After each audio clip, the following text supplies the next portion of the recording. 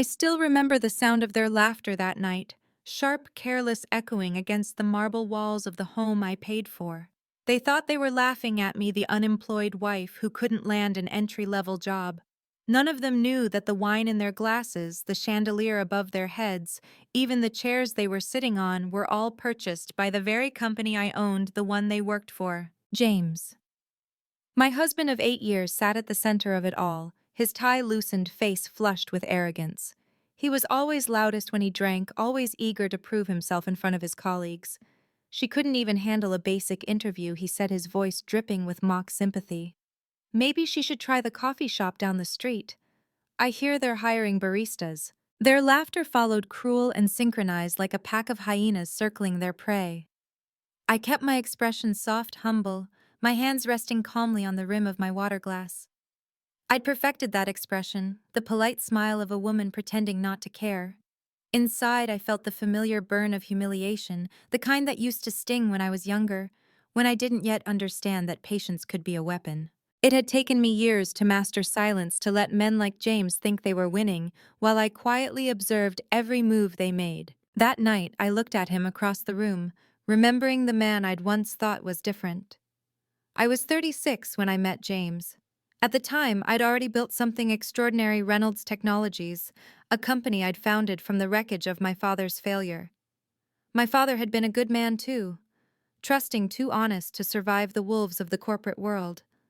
When his small business was devoured by a conglomerate, I swore I'd never let myself or anyone I loved be at the mercy of powerful men again. Reynolds Technologies was my answer, my redemption. For 12 years, I built it quietly through shell companies, discreet holding firms, and trusted intermediaries. Few ever saw my face. I'd learned early that anonymity was the best armor. When people think they're dealing with a mysterious male founder, they show you their real selves, their greed, their biases, their secrets. By the time I met James, I'd already known too many men who saw my success as a threat or an opportunity. I wanted to try something different. So I hid it. I introduced myself as a struggling freelance consultant. I drove a modest car. I rented a small apartment under my middle name.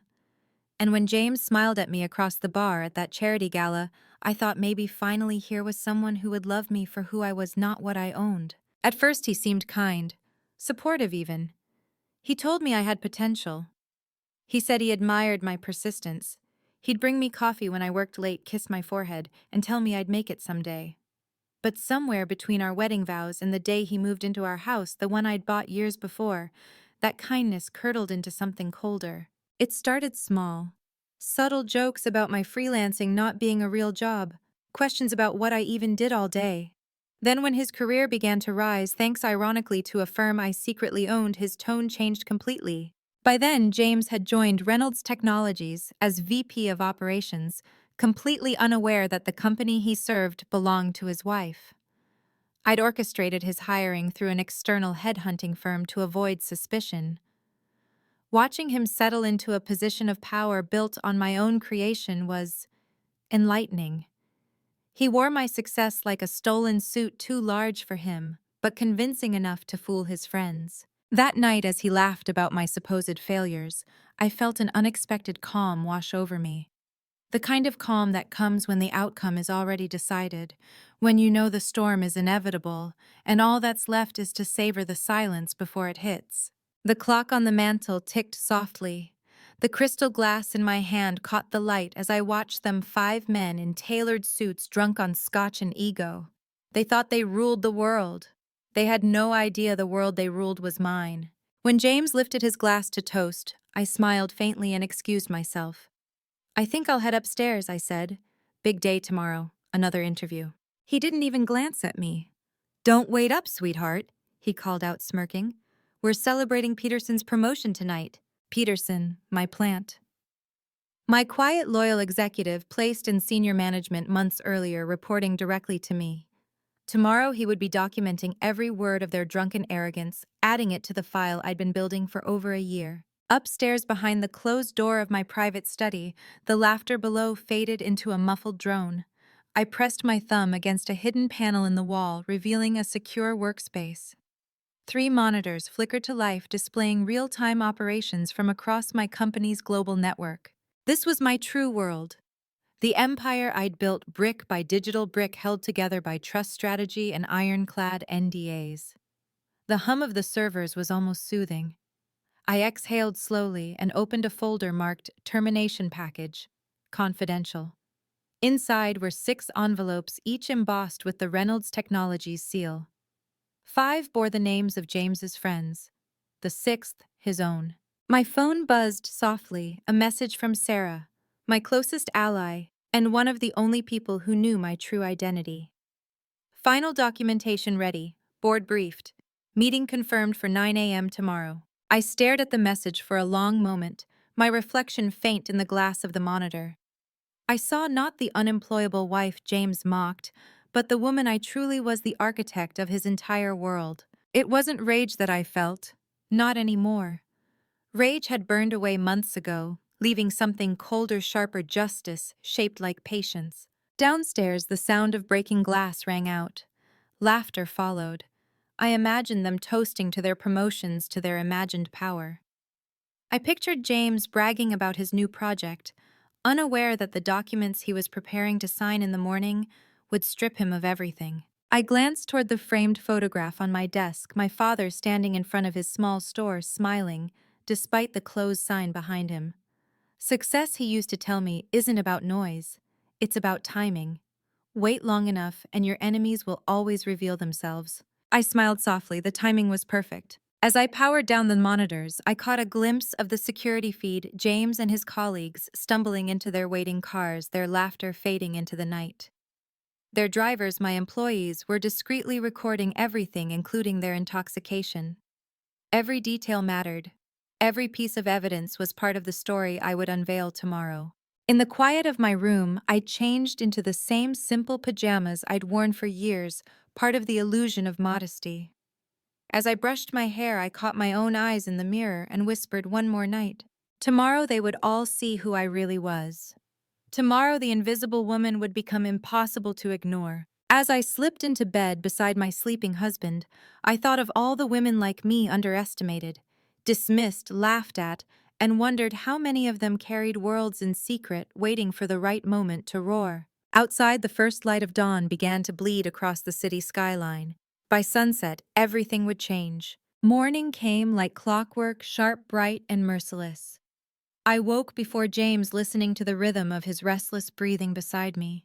He reeked faintly of scotch and smugness. I watched him for a moment, the man who had spent the night laughing at me, unaware that he would soon wake up unemployed and humiliated. He stirred, groaning as the hangover hit. "You're up early," he mumbled, rubbing his eyes. "I couldn't sleep," I replied softly, turning toward the window. "Big day." He laughed faintly, not catching the meaning. "Another interview. Don't worry, sweetheart. One of them will call you back eventually." His words stung, but I'd learned to let them glide off me. Each insult was just another reminder of why today mattered. "Yes," I said quietly, "one of them will." By 6:30 a.m., I was already dressed in a plain navy blue suit, intentionally unremarkable, purchased from a department store last week. I looked like any other woman on her way to an interview, neat, nervous, forgettable. That was the point. At the service entrance of Reynolds Technologies, my company, Sarah was waiting. Her sleek ponytail and tailored black suit made her look like what she truly was, the keeper of my secrets. "Everything's in place," she said, handing me a visitor badge with a faint smile. The name printed on it read, "Angela Martinez." "The interview's scheduled for 9. James and his team have their usual morning meeting at the same time. Peterson will keep them occupied." "Perfect," I murmured, clipping the badge onto my blazer. The laminate felt oddly heavy, like a disguise and a declaration at once. For years, I'd ruled my empire from behind encrypted calls, private proxies, and boardroom shadows. The board had never seen me in person. They knew me only as Alexandra Chin, the elusive founder who valued privacy above fame. Today, for the first time, that ghost would walk through her own doors. The lobby smelled faintly of coffee and ambition. Employees hurried past me, swiping badges, chatting about quarterly reports, completely unaware that the nervous candidate sitting by the reception desk owned the entire building. I sat quietly, a magazine open on my lap, the company's own glossy annual report. At 8:45, the glass doors opened, and there he was, James. He strode through the lobby like he owned it, his usual air of arrogance perfectly in place. He didn't even glance at me. His phone was glued to his hand, his voice loud, full of fake confidence. Watching him was like studying a stranger, the same face I'd once loved, now belonged to a man I could barely recognize. He passed close enough for me to catch his cologne, and for a second the old ache flickered the memory of when his touch had felt like home. But it vanished as quickly as it came. He hadn't been home in a long time. Ms. Martinez. The HR representative appeared, clipboard in hand. Thomas, I remembered him from his personnel file. Efficient, compliant, eager to please superiors. Right this way, please. We rode the elevator together, and he made polite small talk, the kind of superficial chatter that corporate life feeds on. Lovely weather today, he said. Traffic wasn't too bad. I nodded, murmuring agreement, watching my reflection in the elevator's mirrored wall. The nervous job seeker stared back at me, hands clasped in her lap, hair neatly tied. I looked exactly as forgettable as I'd intended. We'll start with a quick skills assessment, Thomas explained as we stepped out onto the HR floor. Then a panel interview with some of our team leaders. His tone shifted slightly, the subtle condescension reserved for people he'd already decided not to hire. The assessment was laughable. Basic coding, problem-solving, analytical reasoning questions I'd written myself years ago when we'd first standardized our hiring process. I deliberately fumbled a few answers, mistyped a few lines, made sure to look uncertain. When Thomas glanced over my shoulder, I caught the faint flicker of judgment in his eyes. "Let's move to the interview," he said with a rehearsed smile that didn't reach his eyes. Through the glass walls of the conference area, I could see them. James and his group of executives gathered in their morning meeting laughing about something. Probably another failed applicant. Inside the panel room, 3 men waited, each in crisp shirts and smug expressions. I knew them all by name, by salary, by secret. They didn't bother to introduce themselves. So one began glancing at my resume. It says here, "You've been between jobs for quite some time." "Yes," I said softly, hands folded neatly. "It's been challenging." Another man chuckled, shaking his head as if he'd heard the same excuse 100 times. "What makes you think you're qualified for a position at Reynolds Technologies?" My pulse was steady. "Because I believe in what this company stands for," I said simply, "and I know I could help it grow." They exchanged looks, the same dismissive glance I'd seen countless times from men like them. The third interviewer leaned back in his chair, scrolling through his phone, not even pretending to listen. Through the glass, I saw James walking past. He stopped mid-step, noticed me, and smirked. His eyes gleamed with cruel amusement. A moment later, the phones of my interviewers buzzed almost in unison. They looked down, chuckled quietly. I didn't need to see the messages to know. My husband had texted them, probably some comment about how his wife was trying again. The rest of the interview played out exactly as I expected: curt smiles, meaningless questions, subtle mockery. I documented every word, every gesture, every sneer in my mind. These men had no idea they were sealing their own fate with every smirk. When it ended, Thomas stood and said, "Thank you for your time, Ms. Martinez. We'll be in touch." I smiled, the kind of smile that meant everything and nothing. "Thank you for the opportunity." As I turned toward the door, I caught James's voice from the hallway. "No way. That was your wife, man. She really is desperate. Did you see that suit? Probably from Target?" Their laughter echoed as I walked calmly toward the elevator. Each step was deliberate, each breath steady. Inside my purse, my real phone vibrated with new messages from Sarah. "Board members have arrived early. Legal team standing by, security ready to escort." It was time. I ducked into the restroom on the executive floor and locked myself in the last stall. My pulse quickened as I unzipped the small black garment bag Sarah had hidden earlier that morning. Inside was my real armor, a tailored cream Chanel suit, black Louboutin heels, and the CEO's security badge I'd never worn in public. As I changed, the reflection in the mirror transformed. Gone was Angela Martinez, the nervous applicant. In her place stood Alexandra Chin, founder, owner, and CEO of Reynolds Technologies. I fastened a delicate pearl necklace around my neck, the one that had belonged to my mother. She used to tell me, success doesn't need to shout. It waits then roars. I adjusted my collar, took one last steadying breath, and stepped out. The transformation caused ripples through the floor immediately. Employees glanced up from their desks, eyes widening. Whispers spread like wildfire. Who was this woman, confident, poised, and walking straight toward the executive elevator with the kind of authority that couldn't be faked? The elevator doors slid open with a quiet chime. As I ascended to the top floor, the one James always joked was reserved for the phantom CEO. I felt something strange rise inside me. It wasn't anger. It wasn't pride. It was peace.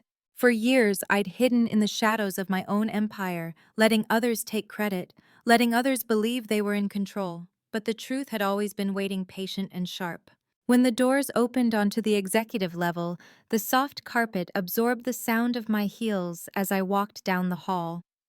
I paused outside the conference room where James and his friends were gathered, their voices spilling through the partially open door. "You should have seen her face during the interview," James said, his tone dripping with cruelty.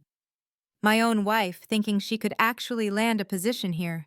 What's next? Trying to become CEO." Their laughter crashed like glass, and that was my cue. I stepped forward, pushing the door open fully. "Actually," I said, my voice steady and cold, "that won't be necessary. I already am." The laughter stopped. James froze mid-sentence, his coffee cup halfway to his lips. The color drained from his face as I stepped into the room, the click of my heels the only sound. He blinked, confused, stammering, What are you doing here?" "Dressed like the CEO of Reynolds Technologies," I finished for him, meeting his eyes. "Exactly like that." The silence that followed was almost sacred, heavy, suffocating, a stillness so deep that even the hum of the air conditioning seemed to disappear. Every man in that room stared at me as if I'd just walked out of their collective nightmare. And in a way I had. I stepped farther inside, letting the door swing shut behind me with a quiet click. My heels struck the marble floor, one measured step at a time, each sound deliberate like punctuation in a sentence I'd been waiting years to finish. James's eyes darted from my face to my suit to the CEO badge clipped neatly to my lapel. He looked like he was trying to do mental gymnastics and failing miserably. "Alex, this isn't funny," he said, his voice cracking under the weight of disbelief. "No," I replied evenly, "it isn't." Michael, the marketing director, the same man who'd laughed loudest the night before, tried to recover first. He forced out a shaky laugh. "Is this some kind of prank? Does it look like I'm joking?" I asked quietly, locking eyes with him. My tone wasn't loud, but it had the kind of cold control that demands silence. He shut up instantly. I turned my attention back to James. "You wanted to know what it felt like to be in charge," I said. "Congratulations. You're about to learn what it feels like to lose everything you thought you controlled." He blinked rapidly, still struggling to process. You're saying you own Reynolds Technologies?" "I founded it. I corrected. I built it. I funded it. I led it. And for 8 years you've been working for me without realizing it." Gasps rippled through the room. I could see the disbelief turning into dawning horror in their faces. Behind me, the door opened again. 2 uniformed security officers entered silently, standing at attention by the wall.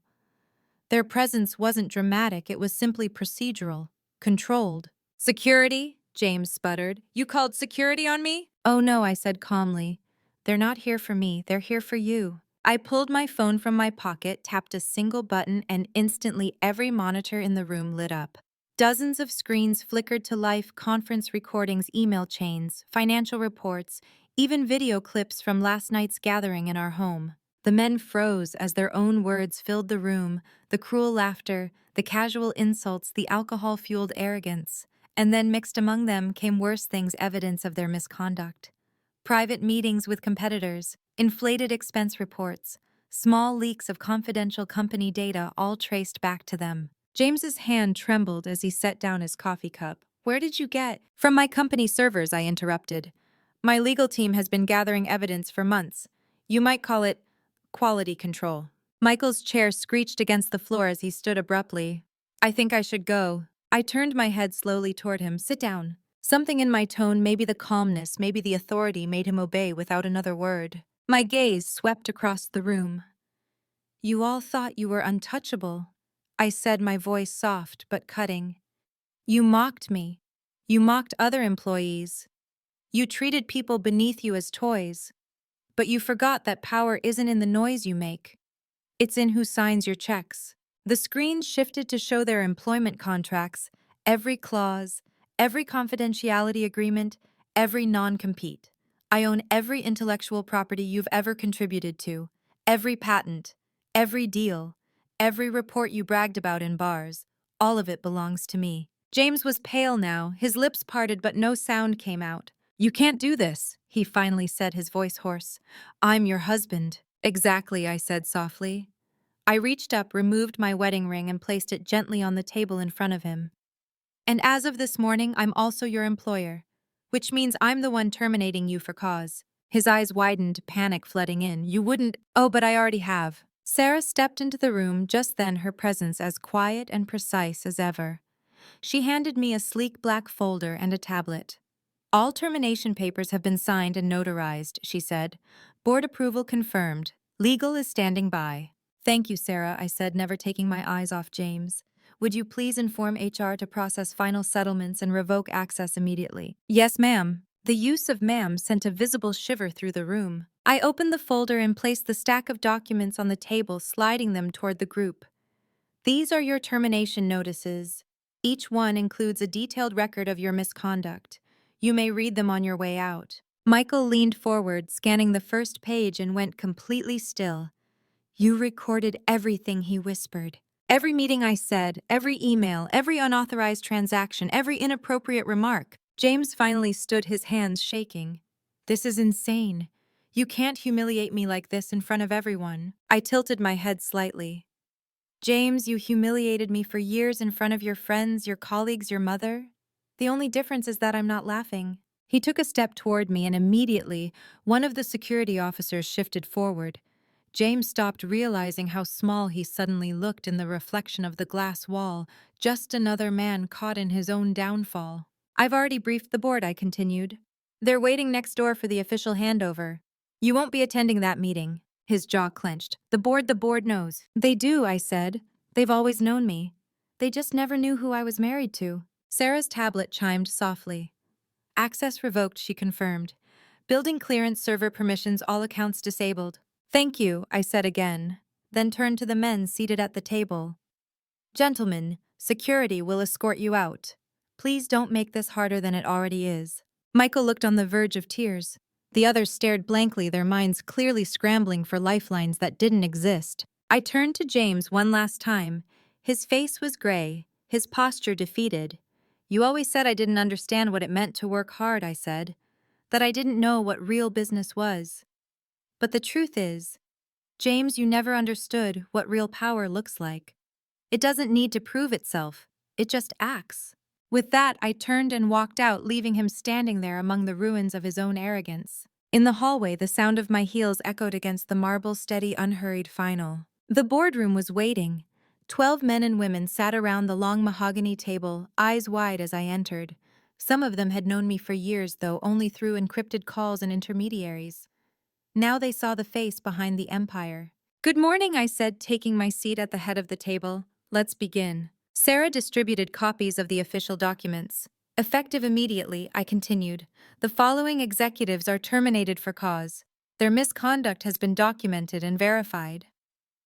HR and legal have already initiated asset freezes and account reviews. The board members nodded, some with cautious approval, others with visible relief. One older man, Harold, my longest-serving member, leaned forward. We've been waiting a long time to meet you in person, Ms. Chin, he said. Or should I say Mrs. Morrison? I gave a small smile. Just Ms. Chin will do. The meeting lasted only 20 minutes, efficient, precise, and clean. By the time it ended, James and his entire inner circle had been erased from the company system, as though they'd never existed. As Sarah and I walked back to my private office, the one James had never been allowed to enter, she handed me her tablet again. Security footage confirms they've left the premises, she said. Their company cars are being impounded. Legal's already sent cease and desist letters to prevent any retaliation.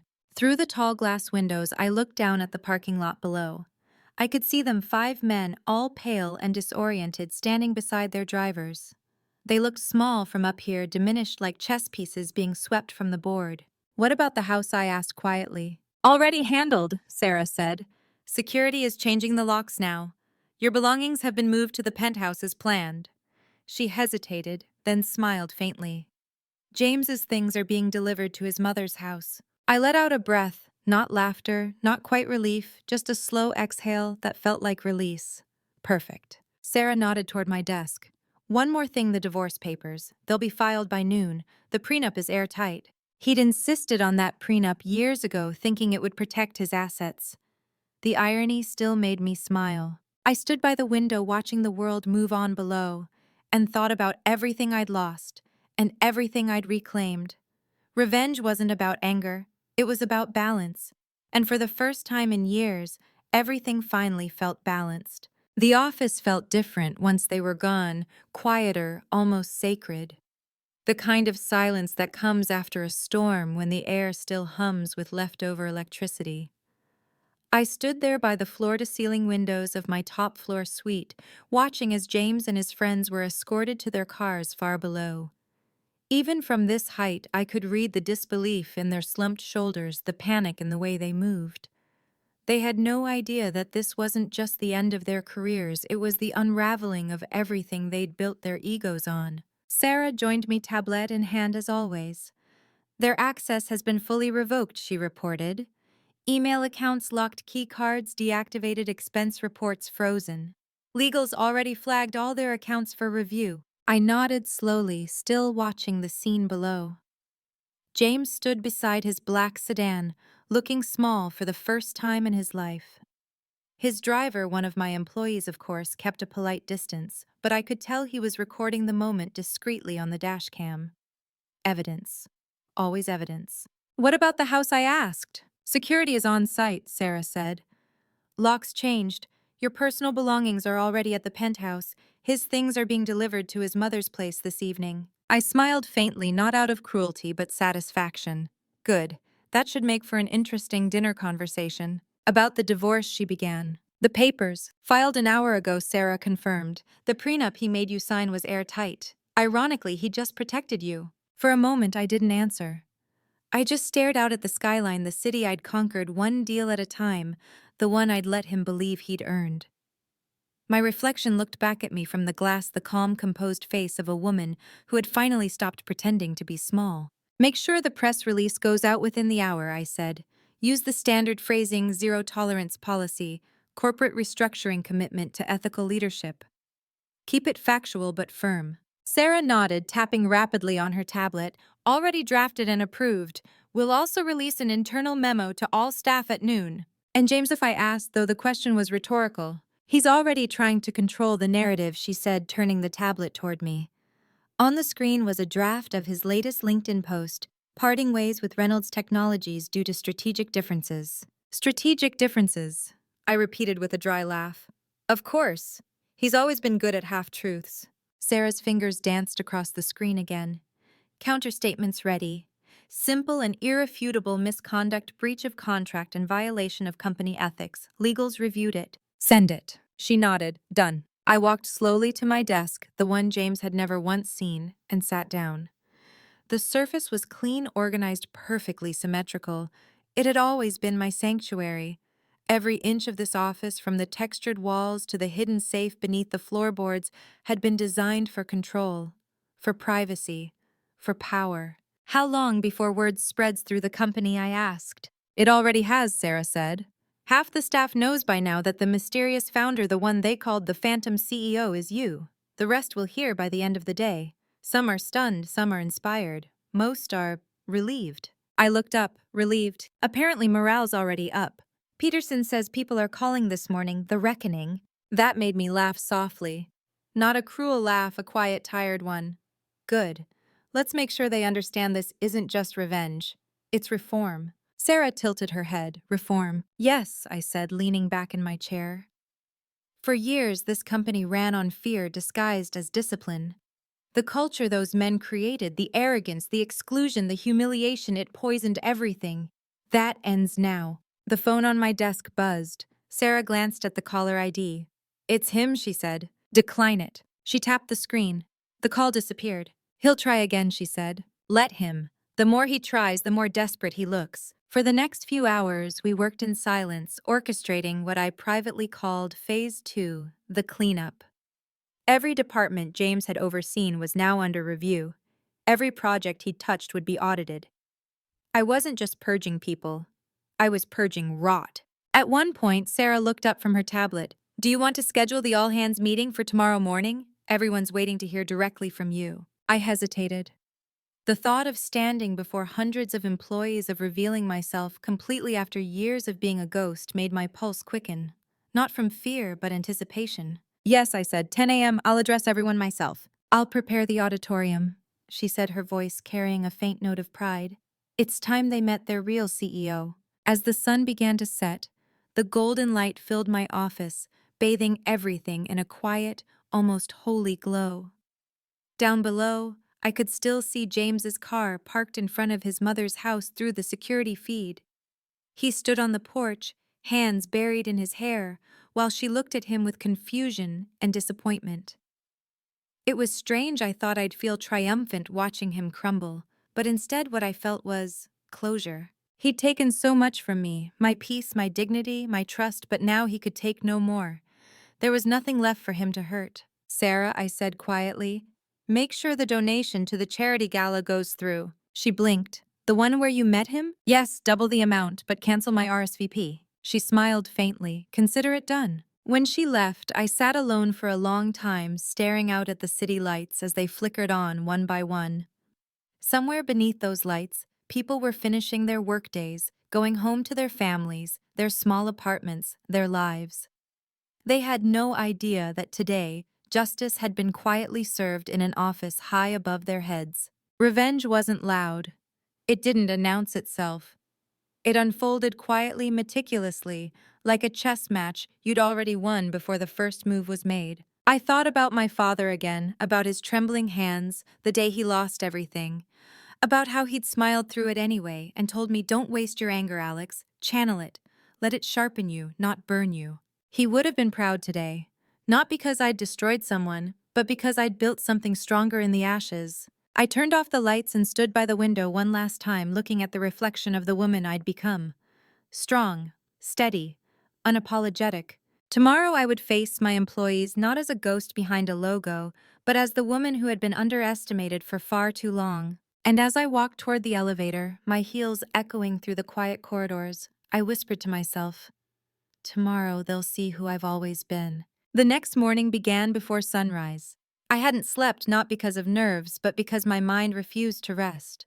Every minute of the night I'd replayed the last 8 years in my head, the lies, the small humiliations, the laughter echoing down hallways I paid for.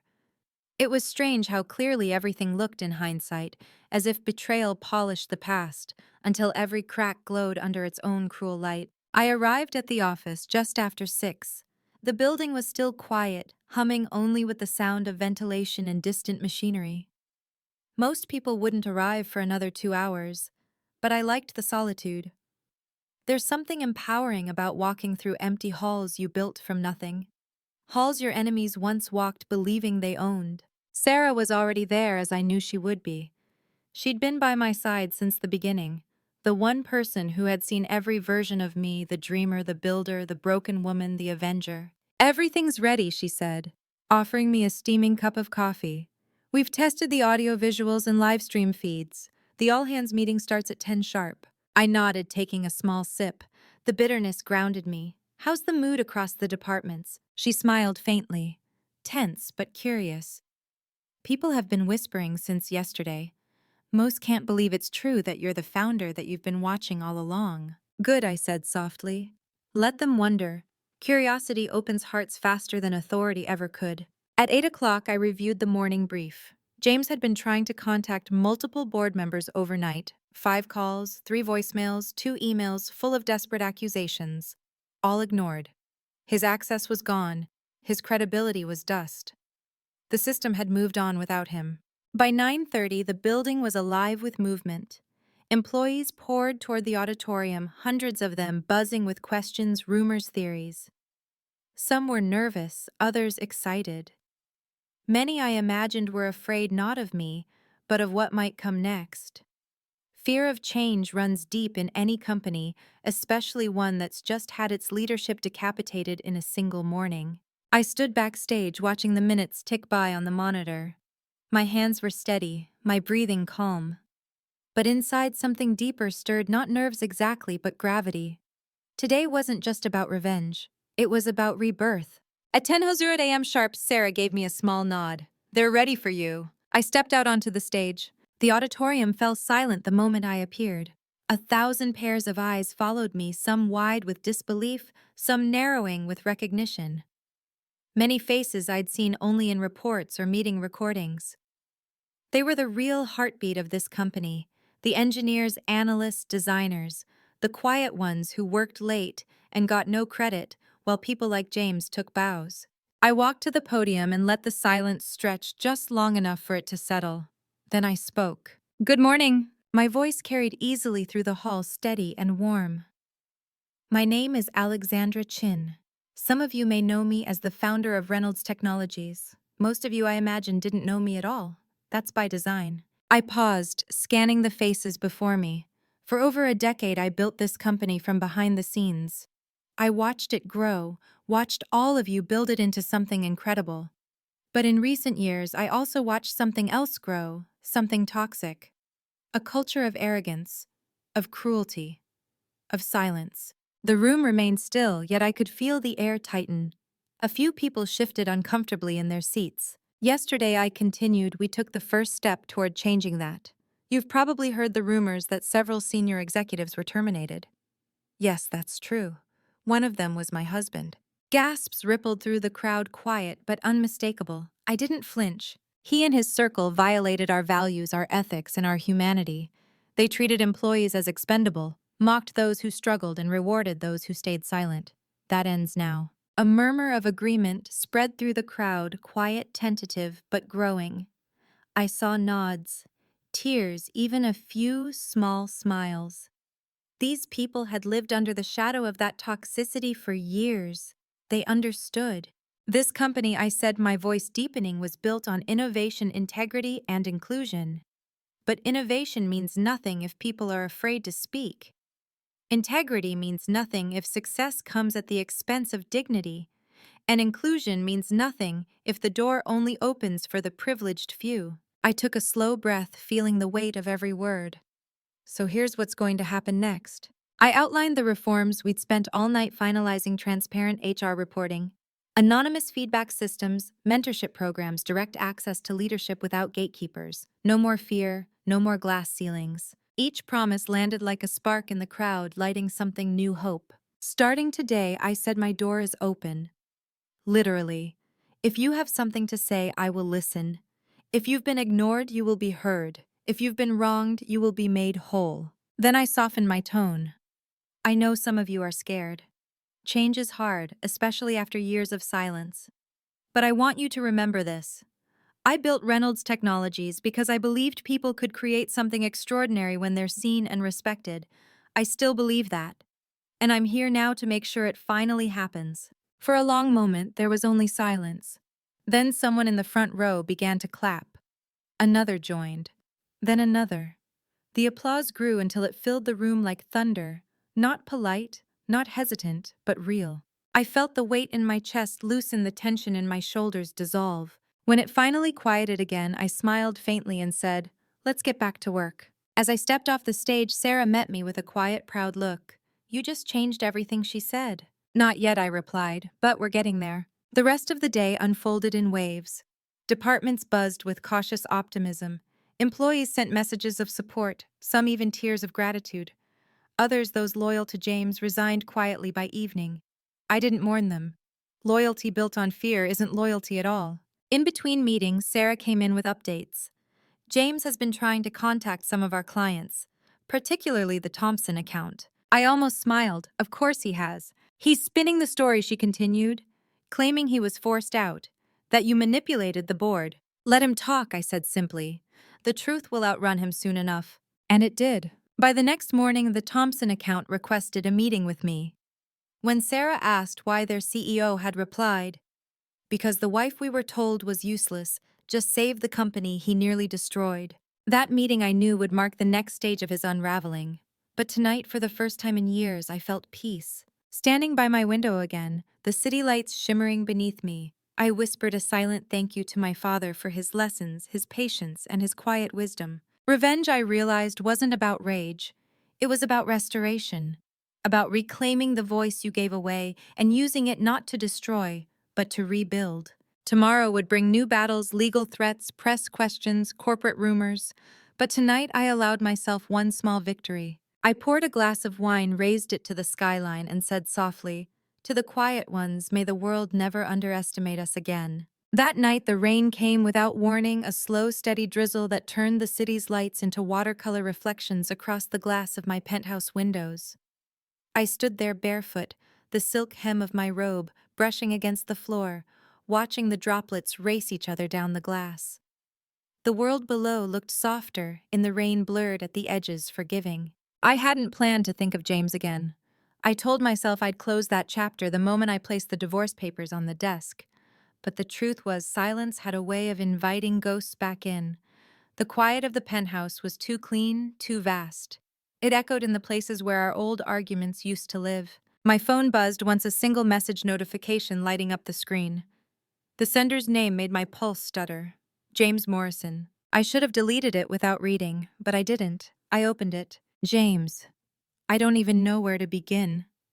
I don't understand how you could have done this. You lied to me for 8 years. You let me believe you were nothing. You made me look like a fool. I stared at the words for a long time, feeling an old ache rise in my chest. Not love, but the echo of it.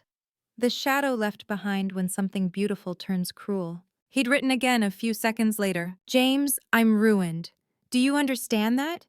You destroyed me.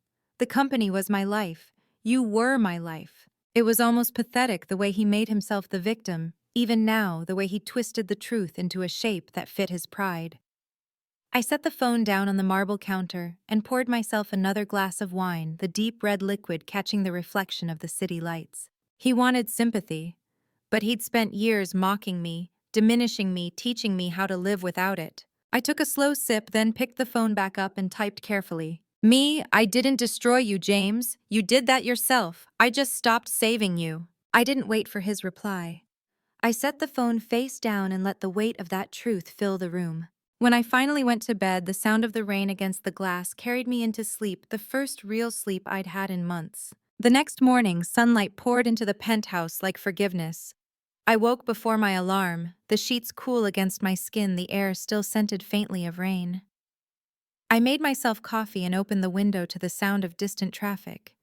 For the first time, it didn't feel like noise. It felt like life. At 8:30, Sarah arrived punctual as always. She wore her usual expression of calm competence, but there was something lighter in her face today, something almost proud. Morning, she said, handing me a folder. Updates from legal, HR, and public relations. I flipped through the papers as she spoke. Divorce finalized. Media's still running with the story, the secret CEO who fired her husband. It's gone viral. But surprisingly, most of the coverage is positive. People are calling you an icon. An icon, I repeated dryly, setting the folder down. Funny how betrayal makes people famous. Sarah smiled faintly. Sometimes justice does too. We sat at the dining table overlooking the skyline, reviewing the details of the transition plan. Departments were stabilizing. New leaders had stepped up. The board was fully aligned. For once, the company wasn't just surviving, it was thriving. When we finished, Sarah hesitated before speaking again. James gave an interview last night. Of course he did. She slid a tablet across the table. On the screen, a headline read, "Former executive claims wife's revenge empire was built on deception." I clicked play. James appeared on screen, pale, tired, sitting in a poorly lit apartment. His voice trembled with bitterness as he spoke. She manipulated everyone he said. She built a company on lies. She pretended to be someone she wasn't. I loved her and she used that against me. Sarah waited for my reaction, but I didn't give one. I just watched until he finished. Then I said quietly, "He still doesn't get it." "What do you mean?" "He still thinks I did this to him," I said. "He can't see that I did it for myself." I handed the tablet back. "Let the interview circulate. I'm not responding." "Are you sure?" Sarah asked. PR thinks we should issue a statement. Silence will say more than any statement ever could. She nodded, trusting me as she always did. When she left, I found myself staring again at the rain-streaked skyline. I thought about all the women who'd written to me since the story broke, hundreds of messages flooding my inbox. Some congratulated me, some confided in me, some told me their own stories of being dismissed, mocked, betrayed. One message in particular stayed with me. It was from a woman named Eleanor, a mid-level engineer who'd worked at Reynolds for 5 years. "When I saw you walk on stage yesterday, I cried. I've been here through the worst of it. I thought about leaving 100 times, but I stayed because I believed this place could be better. You made it better. You reminded me that silence isn't loyalty." I read it twice, maybe 3 times before setting it aside. That message meant more to me than every headline combined. Because that was the point of it all, not revenge, not power, not spectacle. It was about breaking the cycle of silence. About proving that dignity doesn't belong to the loudest voice in the room.